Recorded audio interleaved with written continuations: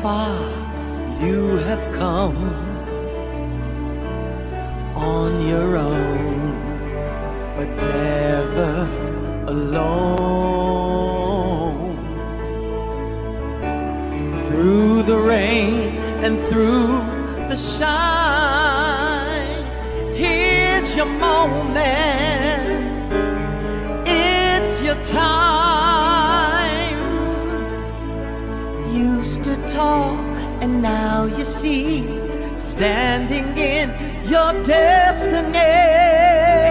100 women growing strong. 100 women where you belong. You stood tall and now you see, you have reached your destiny. Woman, woman.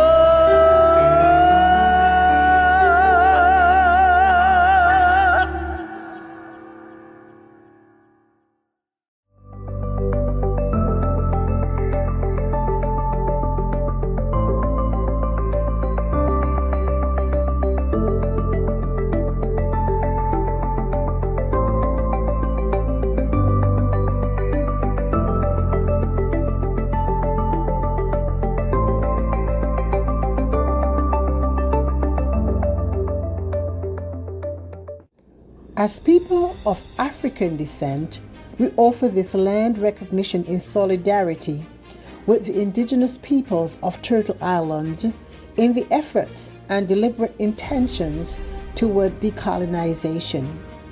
As people of African descent, we acknowledge the land of Turtle Island that sustains us, express deep gratitude to its indigenous peoples, and pledge to honor our dignity and divinity that ultimately connects us all. By Kay Johnson. Welcome to 100 ABC Fireside Chats.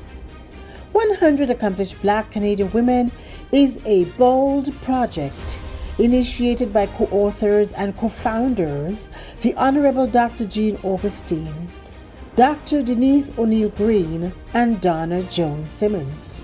Our mission is to celebrate and archive the professional accomplishments of trailblazing Black women from all across Canada.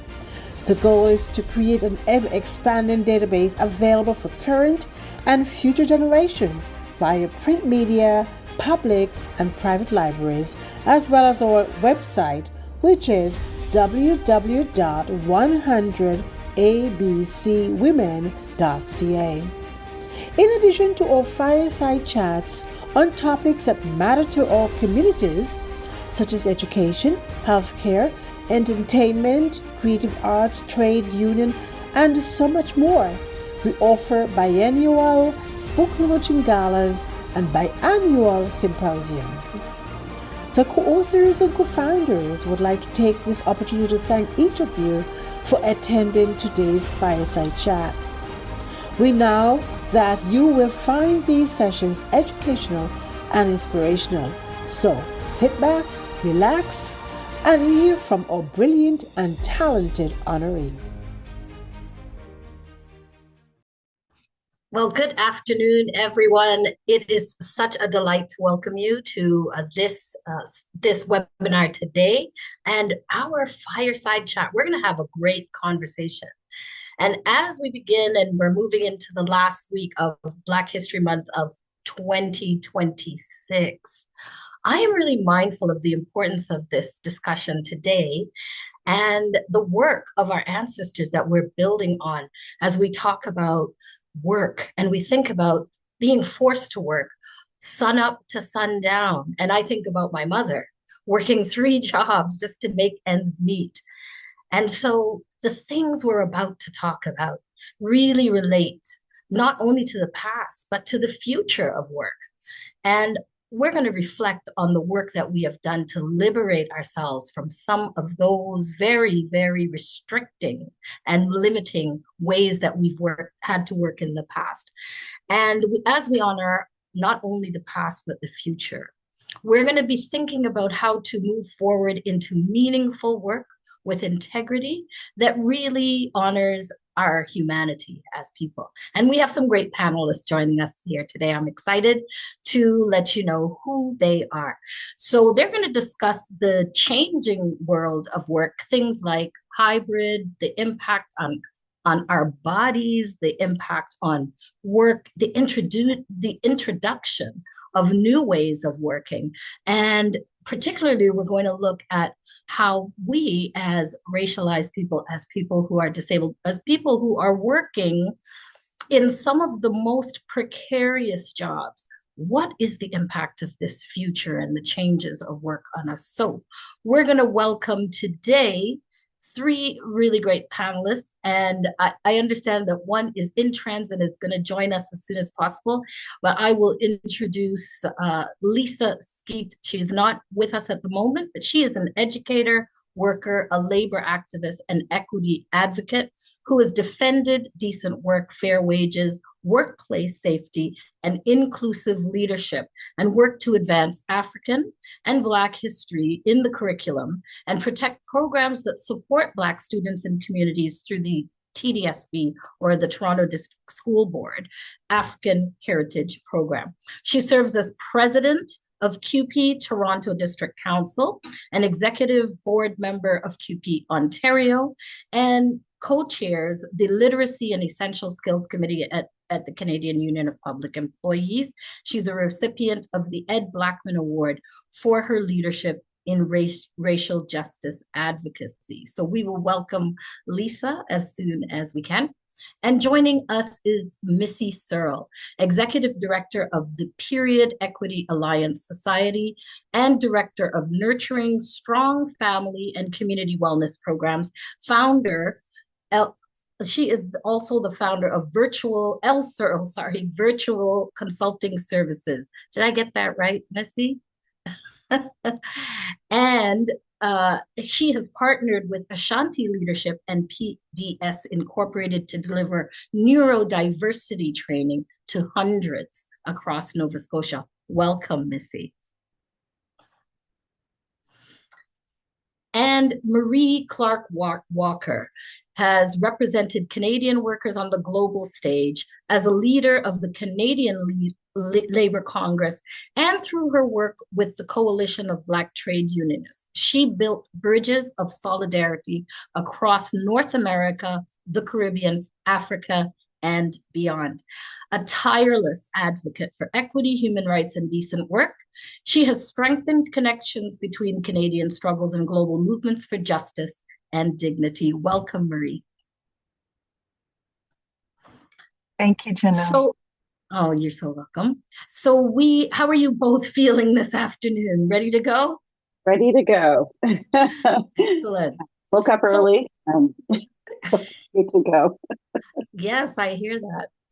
So Missy, you work at the intersection of hybrid models, equitable hiring, and systems change. What does an evolving workplace look like when it truly supports Black professionals, not just includes them? I was making sure I was unmuted. I find that for me, an evolving workplace looks different because instead of just inviting us to the table, we actually have to be involved in designing the table. Mm-hmm. I have been in spaces my whole life where I am the only Black employee. I'm either, a coordinator or a manager. I'm in leadership. And so I'm always expected to represent everyone, but not resourced enough to change anything. So hence, new jobs, or again, creating my non-for-profit and becoming an entrepreneur myself, with my consulting business. So a truly evolving workplace invests in, the leadership, invests in people in their employee who are, trying to move up the ladder. That's what that looks like. Trusting our expertise And understanding that our cultural knowledge is strategic knowledge. We're building systems where we don't have to shrink away. We don't have to code switch because we know that's very huge. And we constantly are overperforming to actually have that sense of belonging. So it's not fair for us to just sit in the room. I was actually in a talk this week, and we talked about the fact that, I'll speak for myself as a Black woman, that when we're in space, our coworkers always look at us as being those strong women, and we're resilient, because these are the stereotypes that have been on us, on our mothers, on our grandmothers, and it's completely unfair. So when we want to be in that workspace and to be truly supported, we actually have to think culturally responsive wellness supports. We need to be supported, just like our coworkers. We're no different. We bleed red, we breathe the same air, we go through menopause, where everything is the same. So, we're not all, we should not be held to the stereotype of being strong Black women. We're women in the workplace who deserve to be respected and supported. I think those stereotypes themselves are part of the extra layer that we have to deal with when working in leadership and so on. Any thoughts on that, Marie? I can definitely empathize with Missy, as the first, and at the time the only, Black woman in the leadership of the Canadian labor movement. There were expectations that you could just deal with anything and everything. When she talks about not being resourced, yes, you're given a position, but that position doesn't really have the power, because when you try to make the changes, particularly from where you're centered, right? As a Black woman, it's never looked at as something that can be done or must be done. It's looked at where you're just complaining, or it's just you that it's impacting. So everything that was said, I completely agree with. And the change did come to some extent, but it took community and labor working together to make that happen. And again, as we go through this discussion today, we can talk about how those changes were done, what still needs to be changed to center us when we are in workplaces. Yeah. So it goes well beyond just representation, inclusion. And when we talk about diversity, equity, and inclusion, diversity is about that representation, and it just kind of stops there. But what does real inclusion look like? So thank you for your comments on that. I'll go to you, Marie, for the next question. Speaking about your experience in the labor movement, what must change now to ensure that the future of work doesn't reproduce those same inequities that we're talking about, and particularly for Black workers, as workplaces become more flexible and hybrid? How is that impacting us in particular? Well, from my experience, the first thing that needs to change is the assumption that new ways, flexible work, all of these better ways of working automatically means better and fairer for Black women and for Black workers. We've seen this before. We've seen systems evolve, but the inequities adapt right along with those systems, unless they are deliberately disrupted.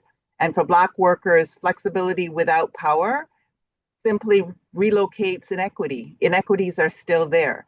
Bias doesn't disappear because a meeting is on Zoom.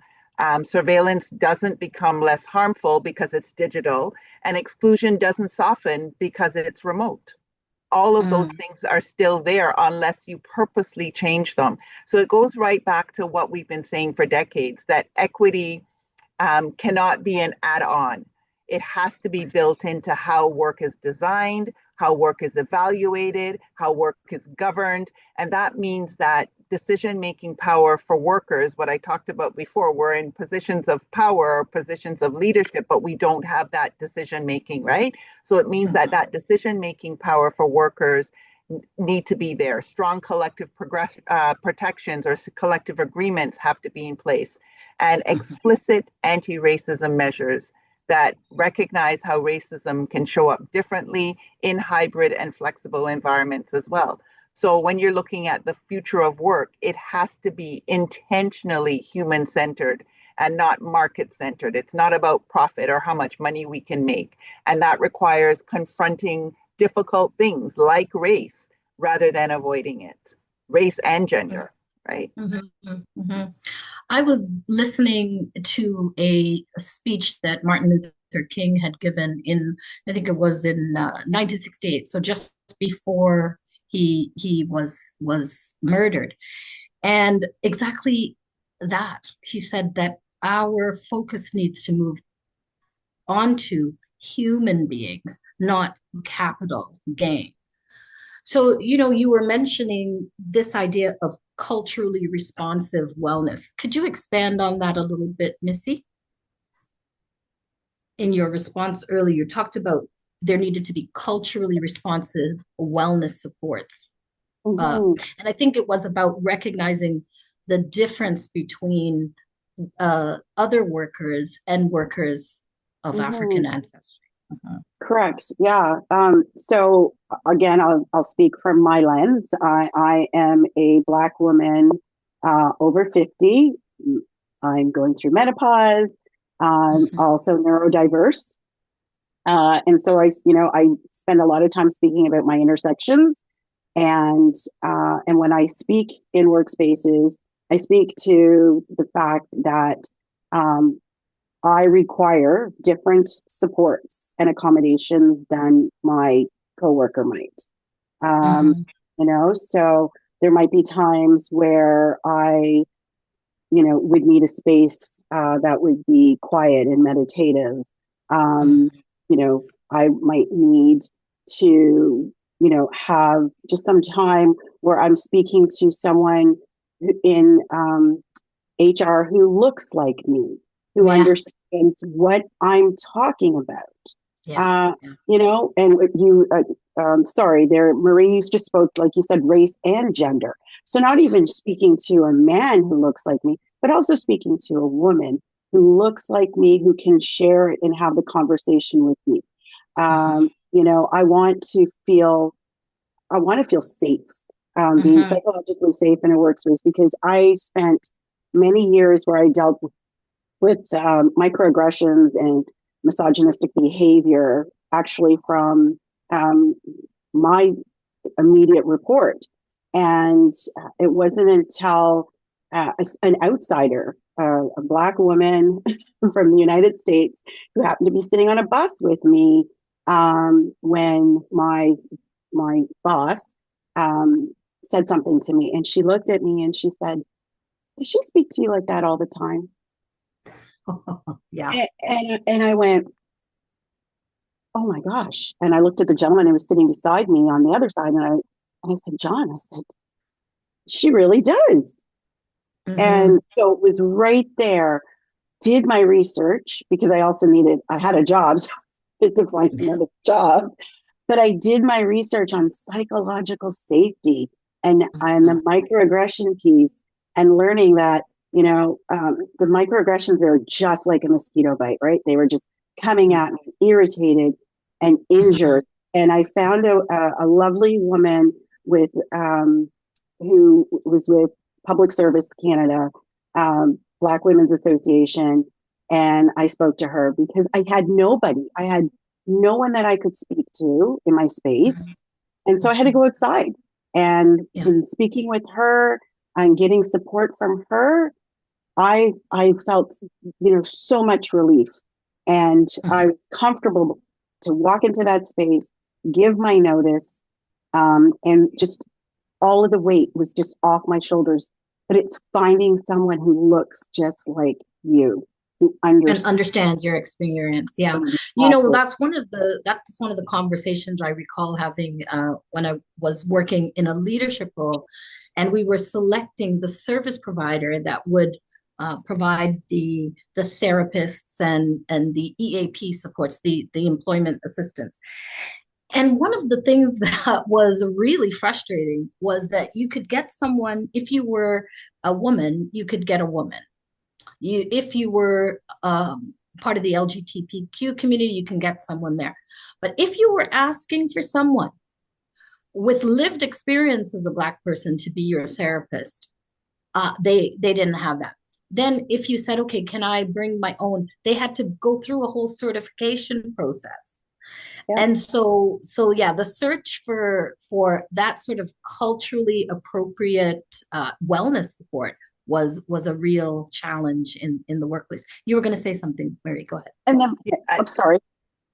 Go ahead, Missy. I was just gonna support some of the things that you were saying. You know, we don't look, we look at things in these silos, and intersectionality is often not in those silos. You're either in one box or another, and we need to. I mean, Black women have been talking about intersectionality for decades, but Mm-hmm. it's still not dealt with. In terms of aggression, I keep saying we need to stop talking about micro and macro aggression. Aggression is aggression, and it Aggression. and it and it impacts us in the same way.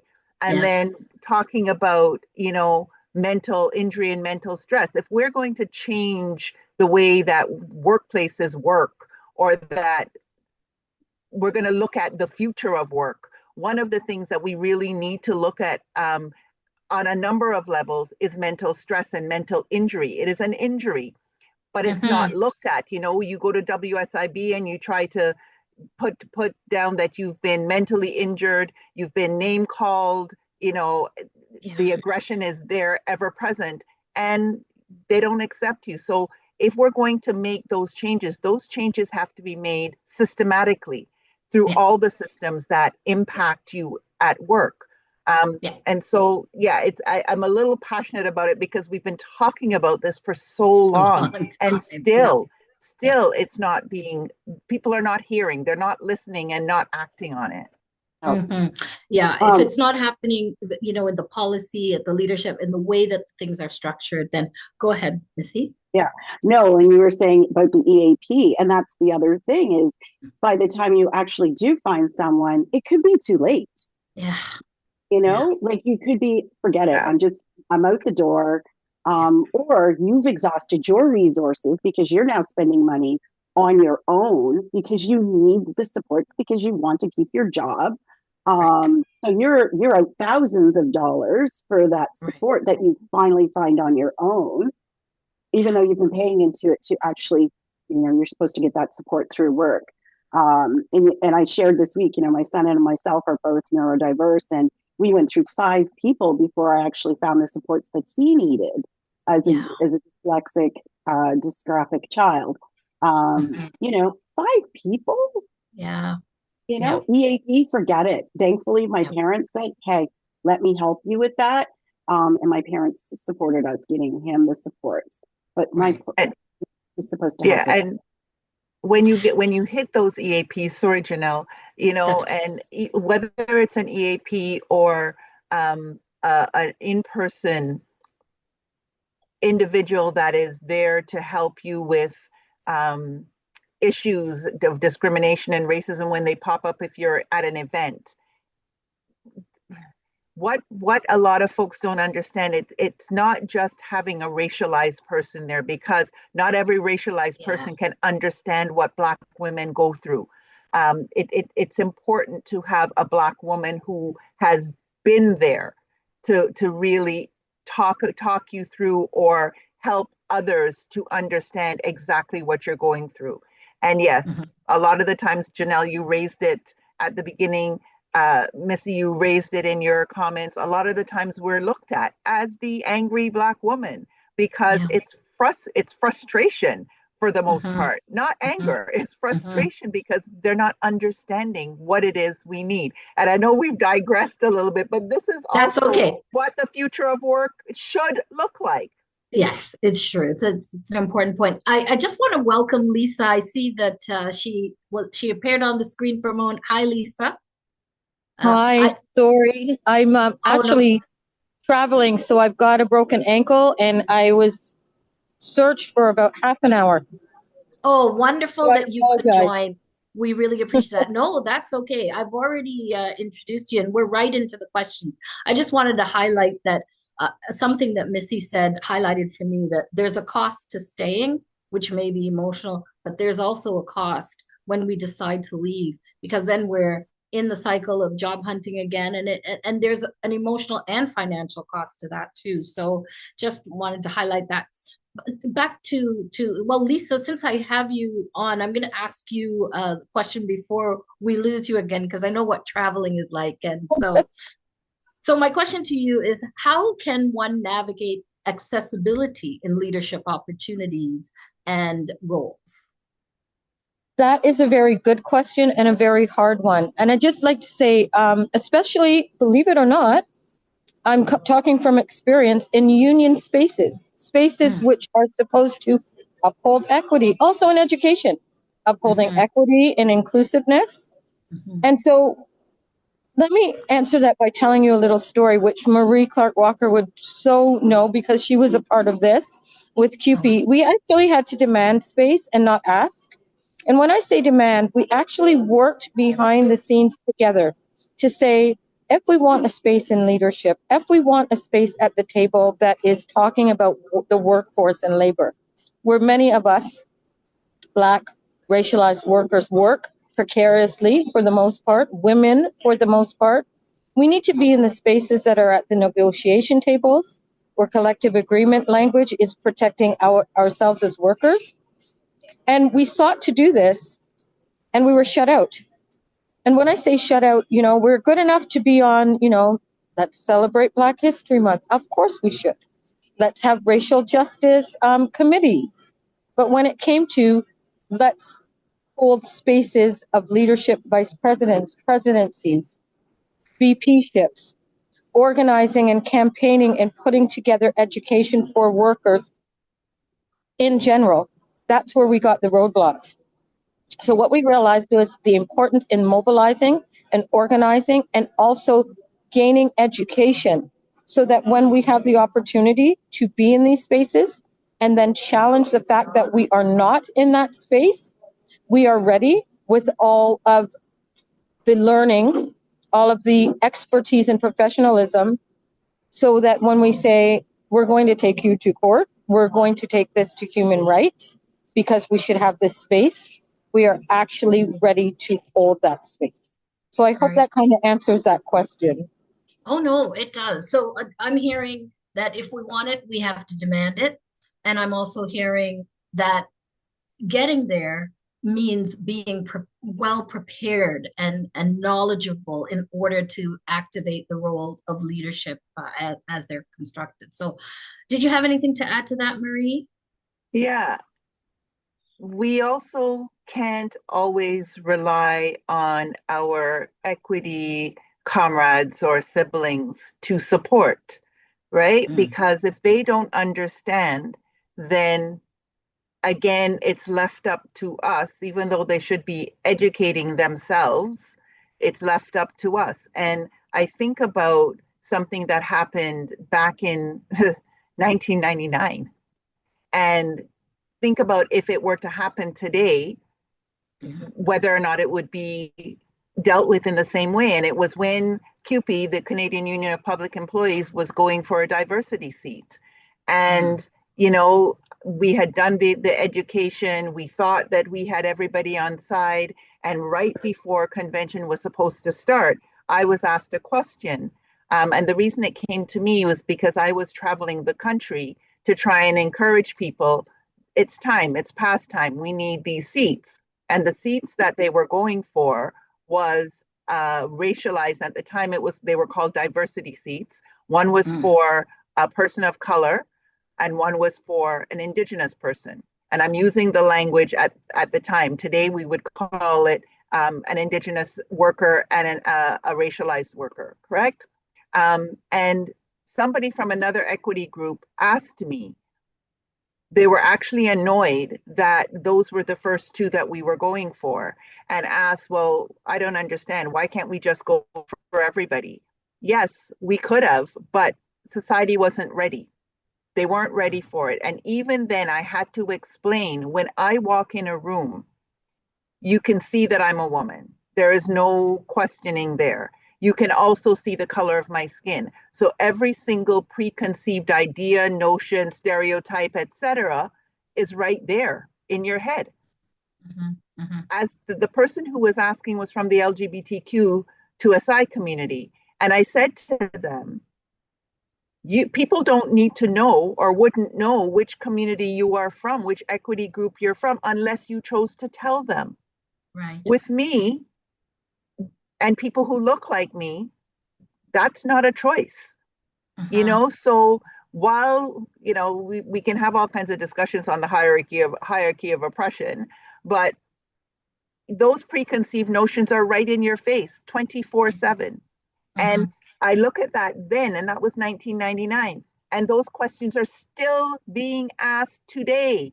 Why Yeah. is it we have a Black Workers Caucus? Why is it that we have a women's? People are still asking those questions. And so, we look at the future of work and we hope that things will be better in the future. We thought back in 1999 we wouldn't have to still be doing Be exactly having what those we're doing conversations. today. Understood. And we're still Understood. having them, and they're still as difficult now as they were Yes. back then.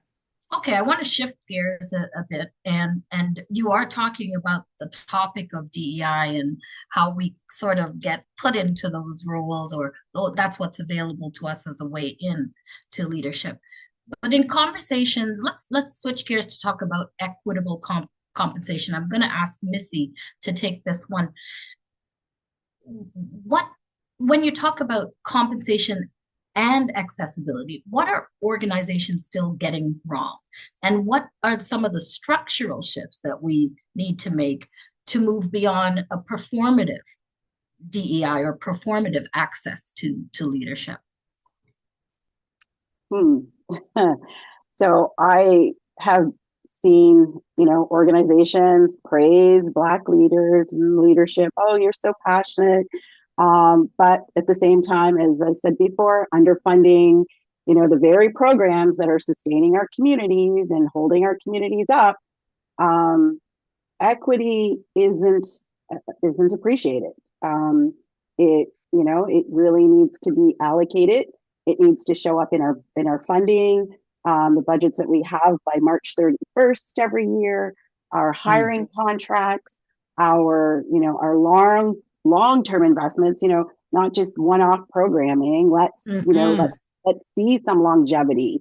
With for instance, my non-for-profit, I am grant specific and I am fighting all the time for grant. This is period equity, Yeah.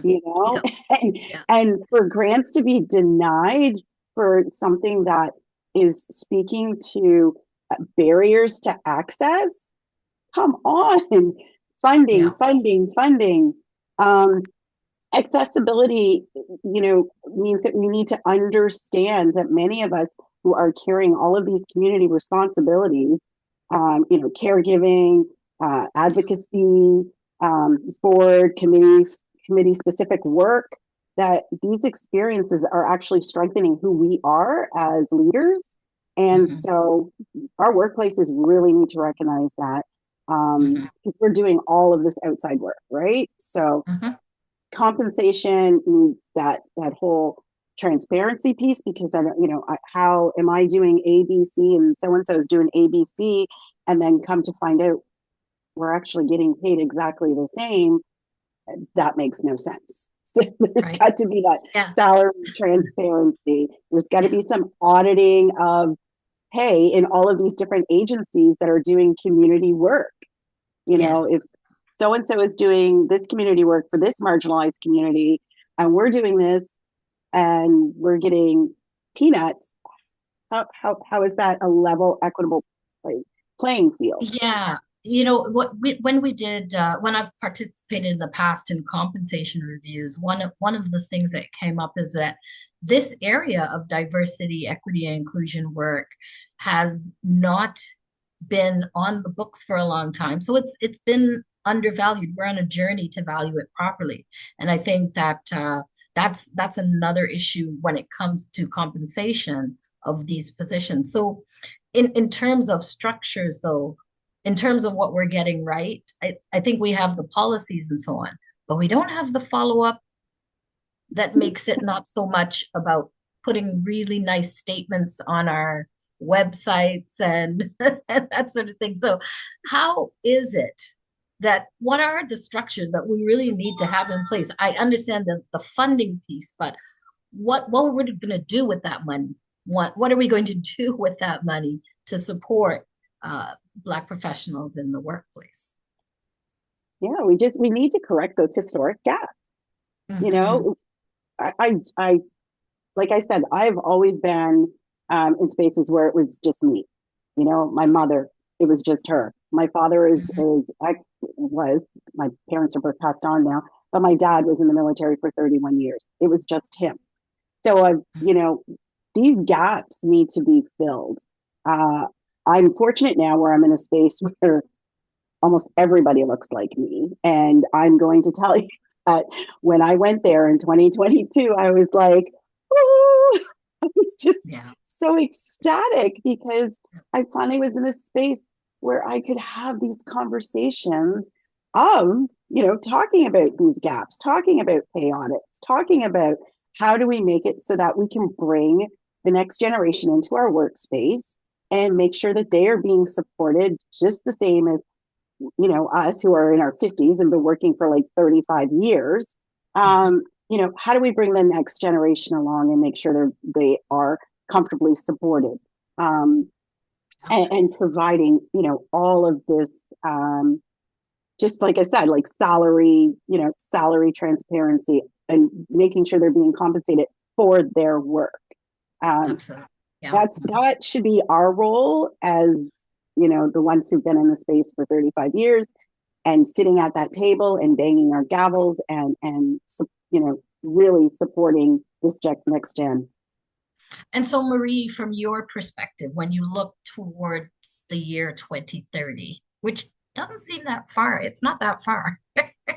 But looking beyond that, what are some of the systems that need to be intentionally built around So hiring and pay equity and advancement, accessibility, all of those things to include Black professionals and not just as the facial representation that they're there, but true inclusion and deep inclusion?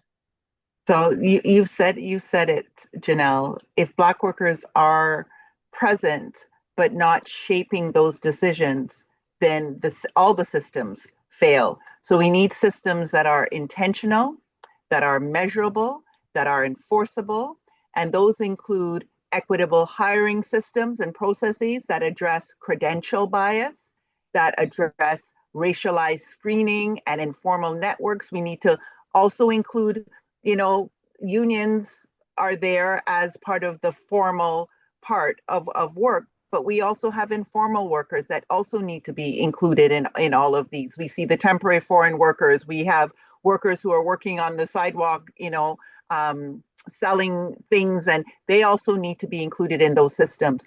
Pay equity systems. And for a long time, pay equity systems have only dealt with gender, but they are supposed to Yeah. include race, they're supposed to include ability, and they're not, right? So Mhm. we need to utilize the systems that are in place properly, the way in which they were intended to be used, instead of cherry pick what we want to use them for. Yeah. Promotions and leadership pipelines, we've got those, but ones that identify, support, and sponsor Black workers, not just encourage them to apply, but are there to help them through. So, mentoring, femtoring programs that we can put in place. Missy talked about accessible workplaces. It doesn't just recognize disability, but ones that recognize that disability, caregiving, and mental health are equity issues, not just personal challenges, right? Right. And Yeah. those can be planned for.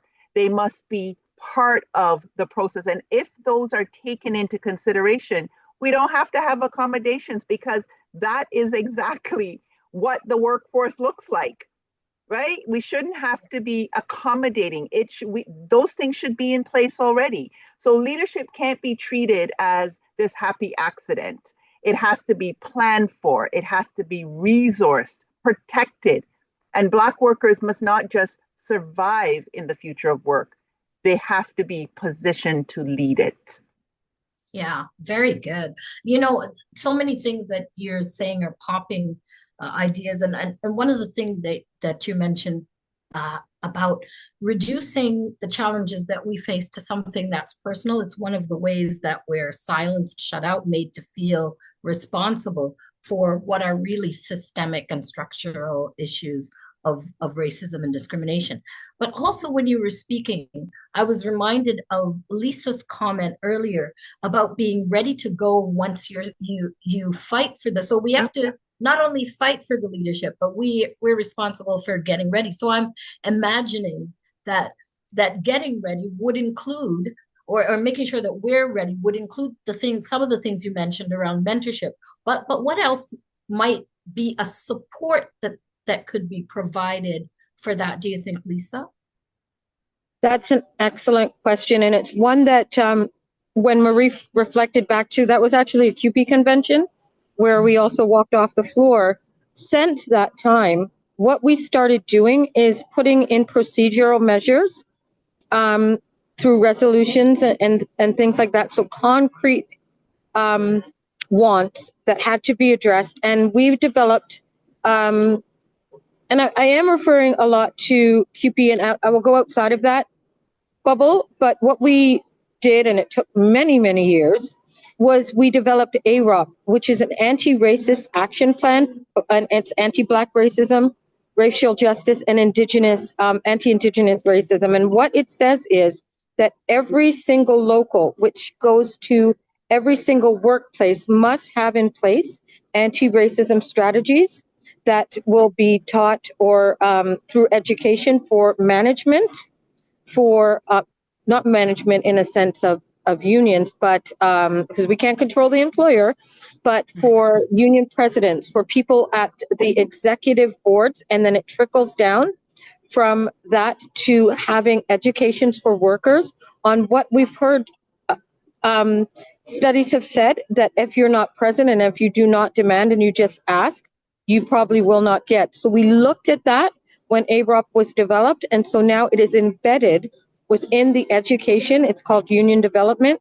And so these courses are mandatory for executive. What happens though is we have to ensure that there's a buffer, if you will. So if these classes or workshops or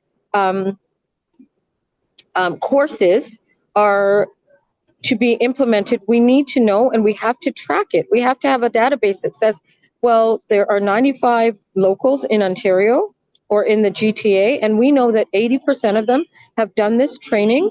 So we also have people saying, what have you found different? Have you found, since your local, since your workplace has engaged in this kind of education and equity, what have you seen? Are you still experiencing gatekeeping? And gatekeeping, for some of us who don't know, is when we hear, oh, yes, this is great, this is that, like Marie said. Yet when we are running for positions of power, if you will, or running for being at the table of negotiation or the development of increased workforce, we are shut out. And so this is a mechanism that actually looks at that. So again, like I said prior, we can come back to our tables, we can come back to our conventions and say, no. When you say, but we have this, we have equity, we can give the statistical data that says it's not action, it's words. And I'll tell you why. At our national convention that happened in November, for the 25th year, we've had to go on the floor and ask for diversity seats, the ones that Marie was talking about. This is the 25th year. It has not passed on the floor. Wow. The largest union in Canada. So this is the kind of work we have to do and continue to do. But we need checks and balances. That's so very important. Mm-hmm. It seems So really sorry, Janelle, I just want to jump in Sure. for a second. We do have racialized and we do have indigenous. We don't have the others. Right. Yeah. And it seems really strange because the understanding of what the union movement is about and stands for is to really, yeah, to really address those things. And it's very, very powerful when you see some of the people that are making real innovative change within workplaces. And yeah, so they need a place at that leadership table as well. So Missy, I'll go back to you with this question. So you are someone that builds systems that center Black families and professionals in your work. So can you reflect for us on how hybrid work models either would advance equity or quietly reproduce inequity in today's workplaces, in your opinion? Okay. So I've been blessed since starting this position. I've been hybrid, probably been hybrid since 2020 in a previous job. And I have to say it's been very liberating for me. And especially because for my life, I was able to balance caregiving my father and, around his appointments. My father needed a lot of care over the last 7 years. So it was really great for me. But it's also been great with the hybrid position is to actually spend more time in community. So attending community meetings in your role as a representative of whatever organization you're working for. And I found those community meetings that I'm attending, we're getting to connect with 20 to 30 different organizations that are dealing with, with the same kind of work where we would never have seen that before if we were stuck in our office, right? So we are, we're looking at, I work with families as well, like I said, with my period equity, but, we're meeting with organizations that are, potential funders. We're meeting with organizations who are dealing with those who are incarcerated. How can we work with an organization that deals with corrections? Oh, wait, let's come to the table. So by having this role and not being pigeonholed and stuck in my office, I get to get out and get into community. But I've also seen how, and this is through my work doing workplace workshops, is that those who are actually in space, there's a little bit more of a proximity to maybe promotions, like that little bit of privilege going on. Whereas the people who aren't in the office, get the less access or influence or visibility because they're not on site. So sometimes it can seem like if you're in the space, everything happening is really intentional and for you. Whereas if you work from home, it might be assumed that you're slacking. That you're not actually working. Yeah. Yes. And like Marie was saying earlier about that work-life balance, that sometimes, working from home, it might actually be that you might be doing even more work because you're not being interrupted. So the hybrid model has kind of created that whole hierarchy thing again in a whole new way. And so, like I said, like using myself, I was caregiving my dad, but I'm also a neurodiverse person. So, I was working in spaces with cubicles where, the first thing I had to ask for was noise canceling headphones because it was disruptive for me. It was interrupting my work day. I had to ask I had to learn how to book space so that I could just go and have a quiet area to get work done. The concentration, the chatter, the noise, the distraction. It was a lot. It was a lot, and I was not productive. Since I have been 100% work from home, sometimes my director is like, "Oh my gosh, I just asked you for that, and you've already got it done." It's because I'm not distracted. I have ADHD. I have obsessive compulsion. Do you see that orb? It just my mother has been here with me all day today. It's been freaking me out. God love her. But there's just been, so much that I can get done without being distracted. Now, I go into meetings, and it's great to see everybody, but this for me has been so powerful because I am not dealing with the workplace stuff that I've dealt with for, 15 Yeah, years. for Um, sure. pressure. And then again, like, we spoke to earlier, that strong Black woman, that the stereotypes that my coworkers always would have. Or, oh, Missy's bringing this to the table now. What is she upset about today? And it's not that I'm upset about something, it's something that needs our attention. Right. Um, but it was just always that assumption on their part that I was angry about something or mad about something. So And now I it just, sounds like almost a trivialization of what you're yes, bringing. Yeah, yeah, yeah, yeah. yes. So I'm pro hybrid. I'm really sad people do have to go back to work. I've had friends that went back 1 day, 3 day. Now they're going to be morphing up to 5 days. Right. And I know of 3 people who have retired, Yes. taken an early retirement because they've discovered during this process, and a lot, I don't mean a little, I mean a lot of people that I've worked with over the last few years doing the neurodiversity workshop, people have actually discovered that they have a learning difference, that they've been able to work better with less distraction. On Hmm. the other hand, there's also been the people who this has been bad for them and they need to be in the office. So we Hmm. have two sets of people. Um, but again, I know I'm using that word accommodation, but why not accommodate them both so that they can both successfully contribute to the organization they're working for? Well, If that's inclusive workplace. That's inclusive right? workplace. As you're speaking, I remember a story of a person that had a physical disability and required help in the morning. So it would take him 3 hours to get ready to get to work.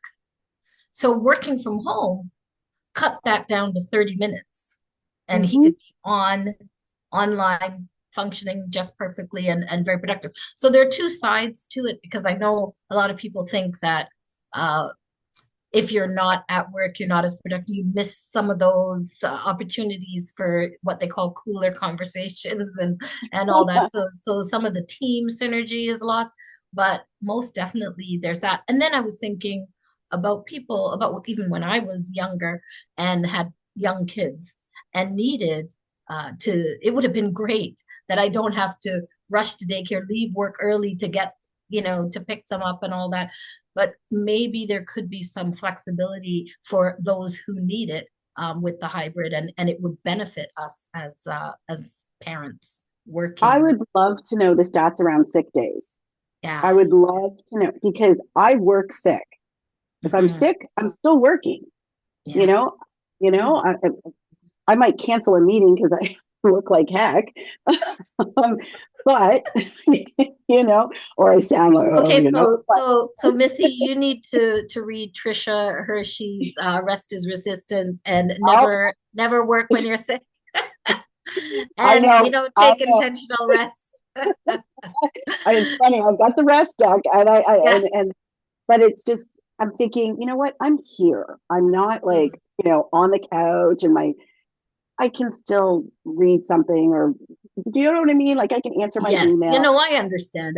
I'm guilty of Yeah, the same. It's just yeah. not since reading the book, but But I'm not in space making other people sick, yeah. and I've not called in. So like the Hmm. sick days have probably dropped. And Right. like you said about parents, their Yes. children are sick, their sick days have probably dropped, right? Right. No. No. Okay. So now we let's Don't turn think that's again the to talking a little bit about the Federal Employment Equity Task Force report. So, Marie, it calls for stronger accountability and systemic change. How should unions and workers use those accommodations to make sure that Black workers are not left behind as workplaces evolve? I'm gonna answer it, but I also want to touch on the Oh, sure. flexibility piece Yeah. in detail, actually. because people often think that flexibility and hybrid work is often a gift, right? But for many of us, as Missy already indicated, it comes with unspoken costs as well, because flexibility without boundaries doesn't create any kind of balance. It creates constant availability, and that is not sustainable. And so we need to stop pretending that flexibility is automatically equitable, because for many of us, flexible and hybrid work has simply shifted the inequity into new spaces. What often is called flexibility has come with expectations of being constantly available, and the inability to disconnect is not neutral. It has a direct impact on mental health and well-being, especially for Black women who already, as I already said at the very beginning, face racism, sexism, higher scrutiny at work as well. So when this visibility is unequal, the pressure is always to be on, right? Yeah. Because if you're not always seen to be on, you're seen to be not committed.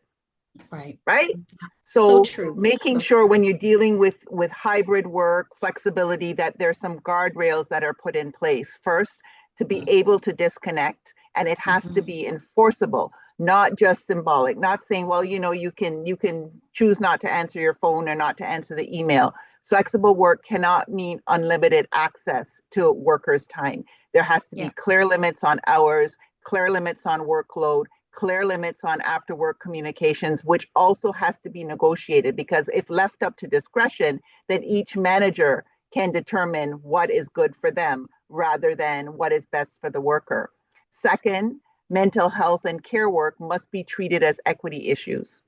Black women are more likely to be carrying caregiving responsibility alongside with their paid work. So hybrid models that ignore that and ignore that reality doesn't create balance. It just creates burnout, right? More pressure. Yeah, because you're doing both things at the same time. Yeah. And you're expected to be perfect at both of them, right? Yeah, exactly. And then third, accountability in how performance and promotions are assessed. Black workers are often invisible when it comes to advancement and hyper visible when it comes to surveillance. So without race and gender-based data and transparent standards, flexibility just becomes another path to inequity and inequality, right? So I wanted to touch on that. So a human-centered future of work, the one that the International Labor Organization talks about, cannot be built on exhaustion. And Black women are exhausted.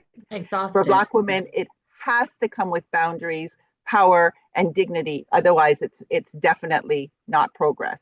So I am so glad you went into depth on that, because those are some stellar points that really we need to ground those. Yes.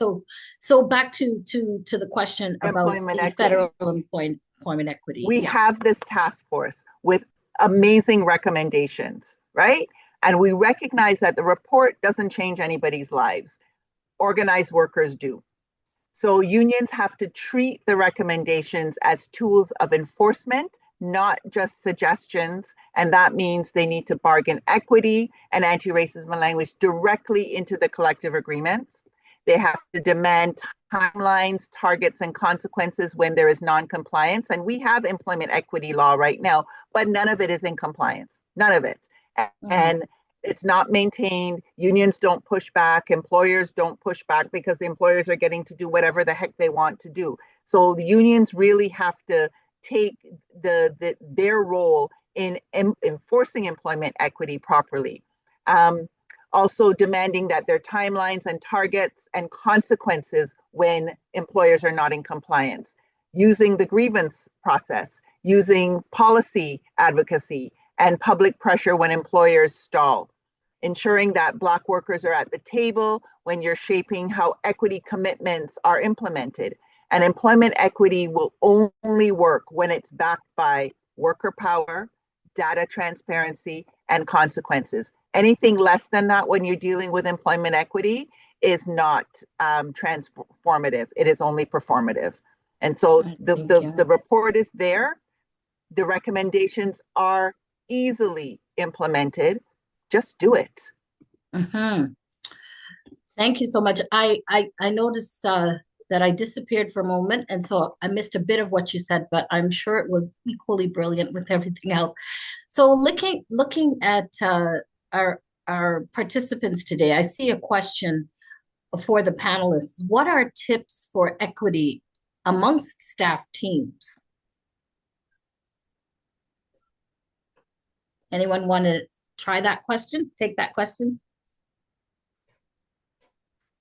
So I think what they're talking about is when you're working together with, so it's not a leadership relationship, we're not part of a structural relationship, but maybe there's lateral inequity going on. And so what are some of the tips that you might have for addressing that? So I guess, okay, sorry, go ahead. Lisa. I'm just going to I give one. Start it if you want. It's a hard one. It's a very, very difficult question, and it's probably why it's been asked, because it's very hard to navigate how we know what is needed. We know what we don't have, and oftentimes who you have to address that with are also the problem. They're also the gatekeepers, especially within like colleague to colleague. So that is a question that's a very difficult one to answer. But what I've been offering people, or what we've tried to do, is use again the establishments like AROP, like I mentioned, and going to that body that can then assist you in speaking to a body at your work who is probably the problem as well, so that they know that they are being called on for checks and balances and that something has to be done. I don't know if that I've articulated that well, but what you've asked is still a huge, huge problem and hindrance, because we often have to go to the source that is the problem. Right. Yeah. Actually, I was talking to someone about that there was conflict between someone that's lateral, not above, but that person had a really good friendship with the boss type of thing. So the person that might be relied on to support the situation and to take the complaint was likely not to be objective. And so I see there's a question about the link for the report. Okay, and you've put it in the chat. Thank you so very much. Okay, so as we get closer to the final number of questions that we have, I wanted to ask about, let me see here. I'll pick this one. So what avenues do Black and racialized workers have to fight discrimination in the workplace, specifically regarding to hiring and other opportunities? So it's very similar to the question we just had from the chat, but if we could focus specifically on hiring and other opportunities. Lisa, did you want to take that one? I see you're unmuted. Yeah, I'm trying to navigate. Something's going on with my device here. Okay. Can you repeat that question again, please? Sure. For Black and racialized workers, what avenues do they have to fight discrimination in the workplace, especially when it comes to hiring and opportunities for advancement? Okay. And sorry, I tried to do landscape, but it's just not working for me. Okay. So what we have, and again, I want to be brutally honest, what we have in place in a lot of experiences for probably people on the panel, as well as those of us who are participants and listening, is that we don't have action on what we have to deal with these situations. So for example, and sorry for the background noise, but for example, we have something that we can fill out, a form for harassment, and then it goes through procedural levels that can take months and years.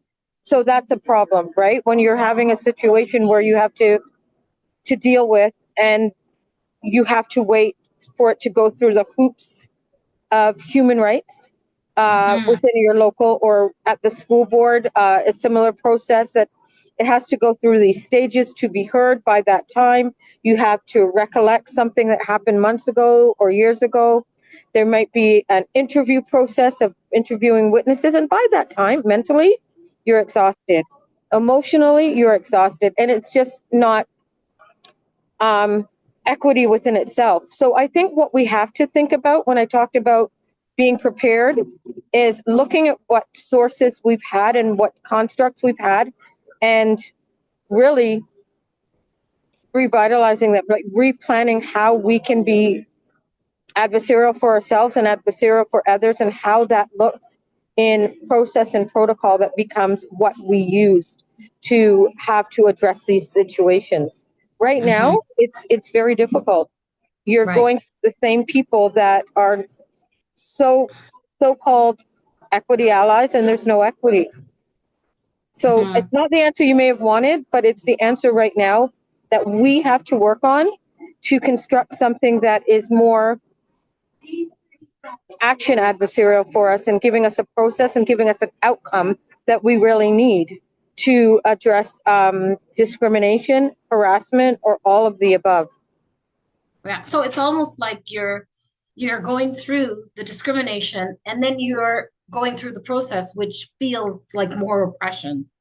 And so if we could simplify it, it would be helpful and shorten the timelines, a more direct route to justice for folks.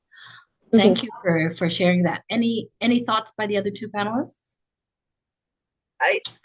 It's almost like we have to go back to what we were doing before we got these seats, before we had, those people who look like us in leadership positions, and meeting with your colleagues and developing strategies with your colleagues, and all going together to insist that the employer follow through with, and it doesn't take a union to do that, right? Follow through with certain things. And if you go as a collective rather than as individuals, it will help.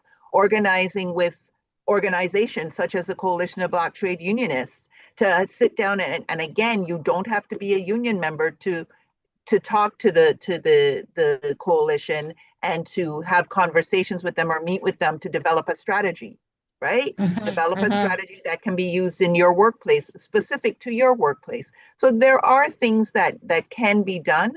However, it means that you have to make yourself vulnerable too, because you have to be talking about the situation and putting yourself back in harm's way, because you're reliving every time you have to talk about what you're going through.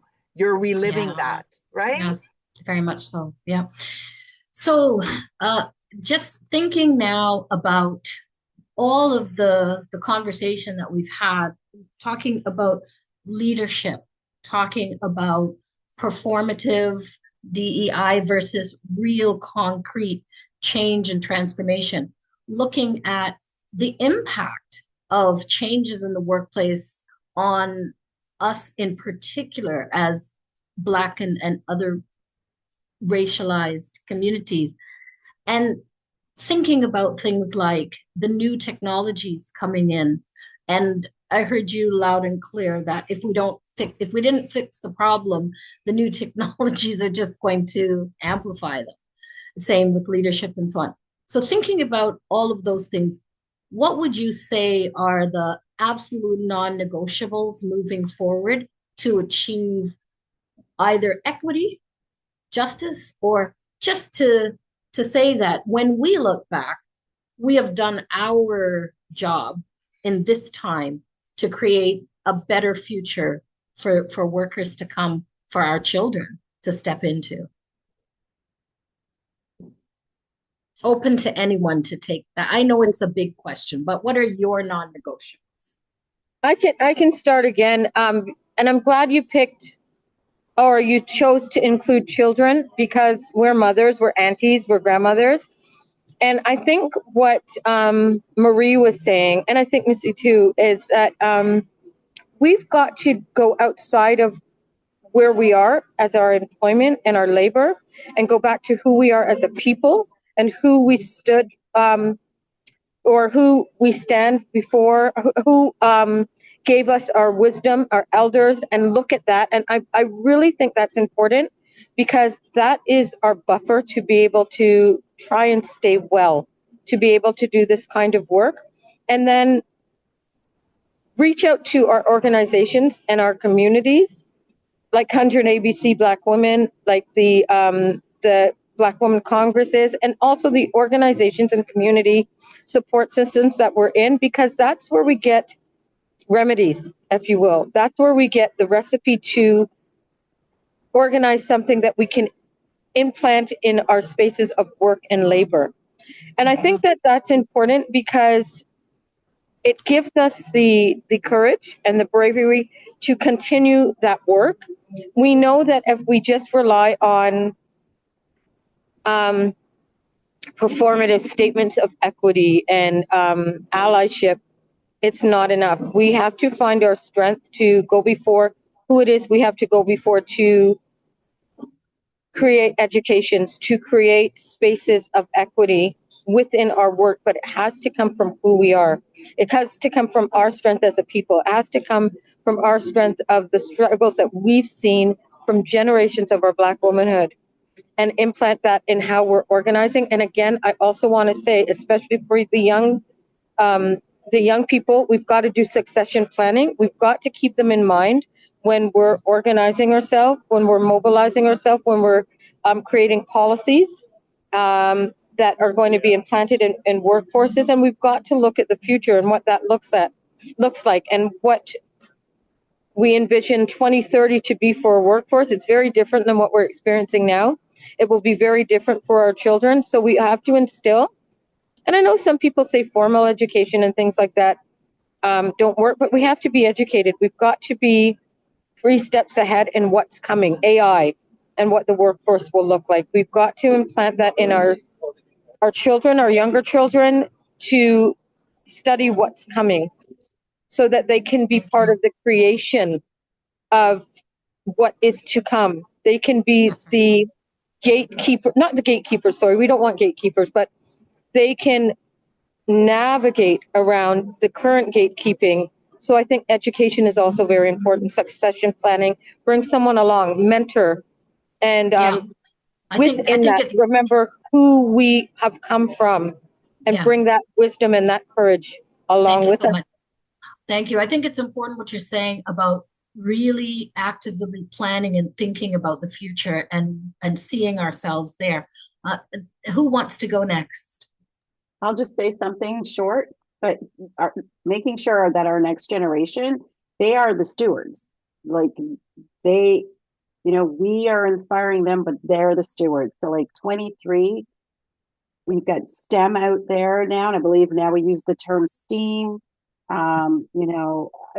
It doesn't necessarily have to be in school. We can urge our youth to be doing those extracurricular educational programs, either in community college or even free online training. It's amazing what's actually out there. I've done 3 AI courses for free, and that's helped me. And so I'm constantly urging my son, who actually has a forest school, because even though he's outside, he still needs to embrace this change in technology. Excellent. Thank you. Marie. I think the important thing particularly for women, is safety, psychological safety, physical safety, all of those things, but also to reiterate some of the things that we've already said, the right to disconnect and rest, dealing with your mental health, for Black youth, the access to decent work, not just entry points, protection from exploitation, and real pathways to leadership. And we also can't forget migrant workers when we're having these discussions. Status, right? Protection from retaliation, equal rights, equal protection, voice and representation for them as well. So in addition to what my sisters have already said, Lisa and Missy, I want to add those to the list. Okay, that sounds great. So going back to our elders and those on whose shoulders we stand, looking at succession planning, training, pathways to leadership, safety, and that means psychological as well as physical, the right to rest, big advocate for that myself, decent work, and self-direction is a theme, I think, that comes there. So Well, there was one very interesting question in the chat, which I'll share with the panelists for one last pie in the sky. What does 2030 look like to each of you? Just on a personal note, or you can take it out to your community. Where do you see yourselves? Where do you see the work in our community going at that time?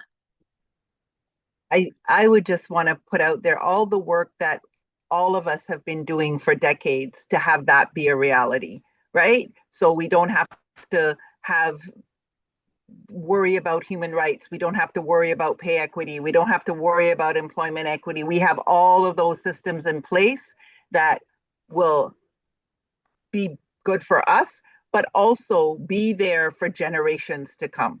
All of the work that we have done to be recognized and validated, for our voices to be heard. Yes. Okay. Can I add to that, because that was great, and also that again, that we're bringing our youngins right beside us so they can see what we're seeing, they know what we're seeing, they feel what we're seeing, so they are also ready. They can have the education, they can have all of those things, but their future, again, 2030 is not that far away, and I'm already seeing things that blow my mind when I think about the reality that we already work, a lot of our workforce is precarious, and what that will look like when there is a replacement of people, of humans in jobs. So be alert. And I also want to say this too. There has always been a quest to have higher learning, and that's great. But there's also trades and women in trades. That's another area where we should be thinking about going into, maintaining our system, maintaining our buildings, maintaining everything. There's nothing that trades isn't a part of. So bringing young women into things that are stereotypically male, Non-traditional roles, yeah. non-traditional I want to thank roles. you so much for that, Lisa. And I'm going to ask Missy to have the last comment.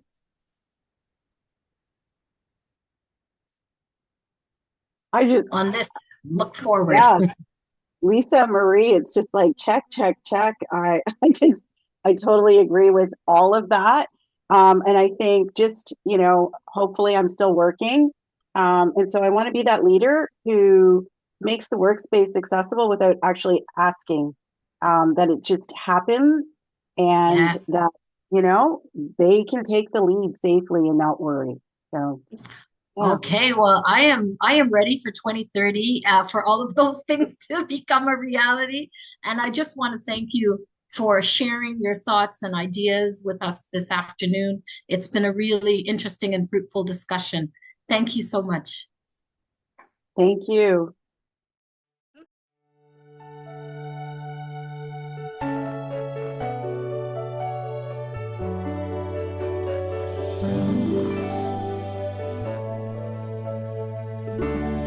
Look how far you have come on your own, but never alone. Through the rain and through the shine, here's your moment, it's your time. You stood tall and now you see, standing in your destiny. 100 woman, growing strong. 100 woman, where you belong. You stood tall and now you see, you have reached your destiny.